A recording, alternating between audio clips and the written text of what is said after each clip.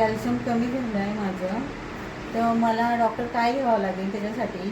त्रास काय होते मला कमरेचा आणि पायाला गुडघ्याला वगैरे त्रास होतोय आणि मुंग्या येतात माझ्या हातापायाला. ब्लड टेस्ट कोणते केले? विटॅमिन D3 हो ते केलेलं आहे मी टेस्ट. अच्छा, विटॅमिन D3 कमी आहे हो का? कमी माझं. त्याच्यासाठी तुला काय डाएट घ्यायचं आहे का? हां म्हणजे डाएट म्हणजे कसं मला ना त्रास एवढा होतो ना माझ्या कमरेपासून, खायला म्हणजे काय घेऊ तेच मी विचारायसाठी आले तुम्हाला. कॅल्शियम आणि विटॅमिन D3 कमी असेल ना तर त्याच्यामध्ये बरेच बदल करावे लागतात आपल्याला. विशेष म्हणजे आपली डेली रुटीन्स असतो. मीन्स डेली रुटीन्स म्हणजे आपण किती वाजता झोपतो, किती वाजता उठतो, ह्याच्यामध्ये आहे ना की रात्री लवकर झोपावं लागतं आपल्याला, सकाळी लवकर उठणे आणि कवळ्या उन्हामध्ये फिरणं फार गरजेचं असतं.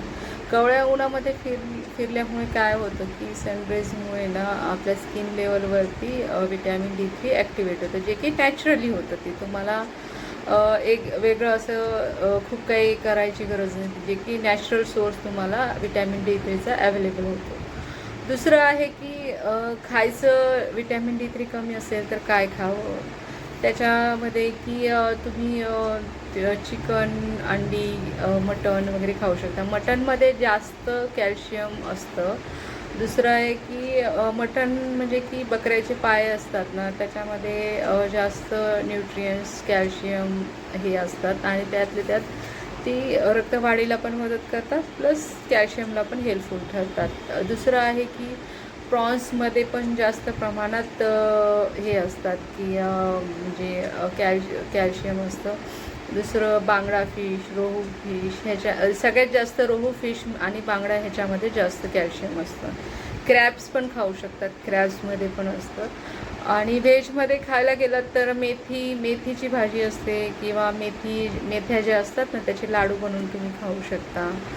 आणि दुसरं आहे की नाचणी जी असते ना त्याच्यामध्ये कॅल्शियमचं प्रमाण जास्त असतं, तर नाचणीचा तुम्ही शिरा बनवून खाऊ शकता किंवा नाचणीमध्ये ज्वारीचं पीठ मिक्स करून त्याचे धिरडे वगैरे बनवून खाऊ शकता. म्हणजे नाचणीच्या पिठाचं तुम्ही काही बनवून खाऊ शकता, जे की तुम्हाला कॅल्शियम वाढायला मदत करतं. दुसरं आहे की खाण्यामध्ये की उडीद डाळ ह्याच्यामध्ये पण जास्त आहे. आता गाईच्या दुधामध्ये आणि म्हशीच्या दुधात पण कॅल्शियम जास्त असतं, पण म्हशीच्या दुधात जास्त असतं. त्यातल्या त्यात स्किम मिल्क असतं ना, म्हणजे मिल्क पावडर वगैरे असतं ना, त्याच्यामध्ये कॅल्शियमचं प्रमाण जास्त असतं. त्याच्यामुळे मिल्क पावडर रोज रात्री 1 चम्मच मिल्क पावडर अर्ध्या ग्लासात मिक्स करून किंवा 1 कप पाण्यामध्ये मिक्स करून तुम्ही रोज रात्री झोपण्यापूर्वी मिल्क पावडर घेऊ शकता. दुसरं आहे की लाडू वगैरे बनवून जर खायचे झाले तर आपलं सुकं खोबरं असतं ना, त्याचे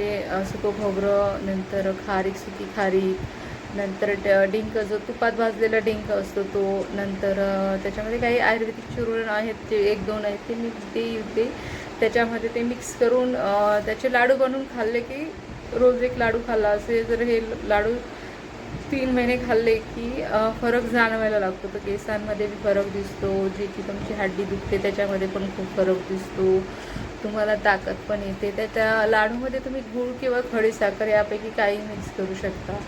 आणि दुसरं आहे की खाण्यामध्ये बाकी रागी, सोयाबीन वगैरे अशा मग बाकी फळभाज्या वगैरे खाऊ शकता, त्याचा काही इश्यू नाही आहे.